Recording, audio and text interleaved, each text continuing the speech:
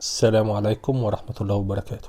هنستغل فترة أجازة منتصف العام وهنبدأ معاكم سلسلة لا تقل أهمية عن المناهج الدراسية. هي سلسلة من الدروس والعادات اللي لازم يكتسبها الأولاد والبنات من الآباء والأمهات. السلسلة دي مهمة جدا. هنبدأ بموضوع مهم جدا، وهو إزاي تعلم أولادك إدارة المال، أو إزاي تعلم أولادك يحترموا المال. وفي ناس ممكن تعتقد إن أنت كده بتخلق طفل مادي، لكن بالعكس تماما. أنت لو ما عملتش كده هتخلق طفل مادي. بس قبل ما نبدأ كلامنا في الموضوع، انزل اعمل لايك واشترك في القناة، ويلا نخش في الموضوع على طول.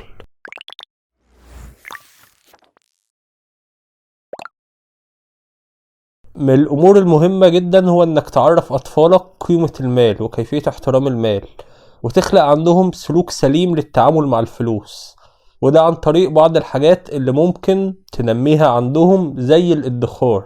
فكرة الادخار هي فكرة مهمة جدا، وهي ان انت ممكن تشتري لهم حصالة وتبدأ تحفزهم وتشجعهم على الادخار، وتعرفهم مثلا انه محتاج يحوش 6 شهور عشان يجيب حاجة بيحبها. يعني لو في دماغه لعبة بيحبها او اي حاجة هو بيحبها وعايز يجيبها، فانت تبقى معرفه انه قدام كده هو محتاج يحوش 6 شهور بحيث انه يقدر يجيب اللعبة ديت. فده هيخلي عنده حافز ان هو يقدر يحوش، وفي نفس الوقت هتعوده على الصبر وتعرفه قيمة الفلوس وقيمة الادخار، وان الفلوس ديت هي اللي هتخليه يجيب الحاجة اللي هو عاوزها لو ادخرها او اتصرف فيها بشكل سليم. تاني نقطة، لازم تعرفوا الفرق ما بين الاحتياج والإرادة، بمعنى فرق بين الحاجة اللي هو عايزها أو حابب إنه يملكها، وفرق بين حاجة محتاجها هو ما يقدرش يعيش من غيرها، زي احتياجه للشوكولاتة، الحاجات الحلوة الزيادة اللي هو بيجيبها، أو احتياجه للأكل والشرب والأساسيات بتاعة الحياة. فلازم يبقى هو عامل فرق ما بين الحاجة اللي هو عايزها والحاجة اللي هو فعلا محتاجها وما يقدرش يعيش من غيرها. تاني حاجة، تنمي عنده ثقافة الاختيار وترتيب الاولويات، عن طريق ان انت تقدر تعرض عليه خيارين يختار منهم. زي مثلا اما تخشوا هايبر او مكان بشكل عام تشتروا حاجة، دايما خليه شاركوا في الحسابات. والله احنا معانا كذا نقدر نشتري بيهم ايه، لو اشترينا الحاجة دي هنستغنى عن الحاجة دي. وانت دايما تحط قدامه خيارين يختار ما بينهم، ان هو يختار حاجة مقابل انه يستغنى عن حاجة. زي مثلا اما تبقى داخل معاه هايبر، تعامله معاملة حد كبير وتعرفه ان احنا دلوقتي داخلين الهايبر معانا فلوس قد كذا، هل الفلوس ديت نجيب بيها شوكولاتة ولا نجيب بيها صابون للبيت مثلا لو ما فيش صابون للبيت. فدايما تحاول توجهه بشكل غير مباشر ان في اختيارين ولازم نستغنى عن حاجة مقابل حاجة، فلازم نتعلم نرتب الاولويات بتاعتنا. فبالطريقة ديت تقدر تخليه يتعود ازاي يرتب اولوياته ويرتب اختياراته. رابع حاجة، محتاج تعلمه ازاي يقدر يدبر اموره على حسب فلوس معينة معاه. بمعنى ممكن يوم الاجازة وانتم متفقين كده تخرجوا، تجيب طفلك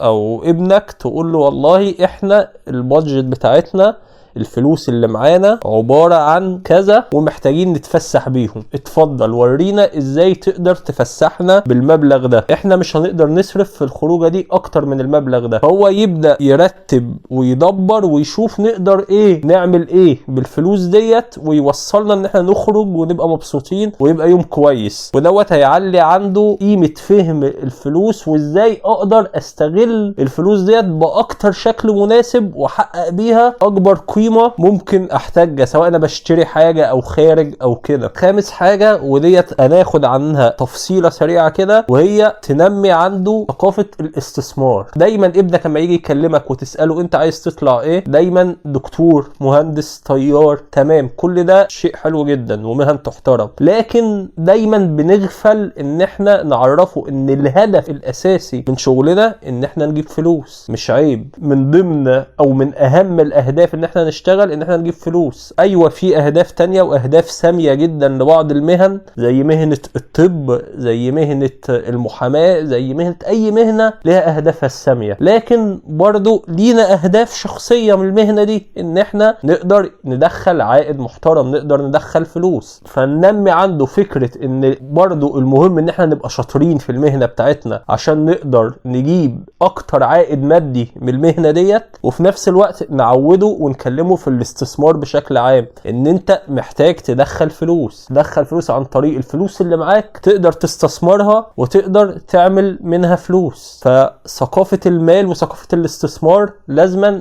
نعرفها لأولادنا ونعلمها لأولادنا. وطبعا الاستثمار وكيفية تعليم الأطفال الاستثمار ديت موضوع كبير، ممكن نتناقش في الموضوع في فيديو تاني لوحده، لكن دي فكرة بسيطة ان احنا ننمي عندهم ثقافة الاستثمار. سادس حاجة ومن الحاجات المهمة جدا، الصدقة.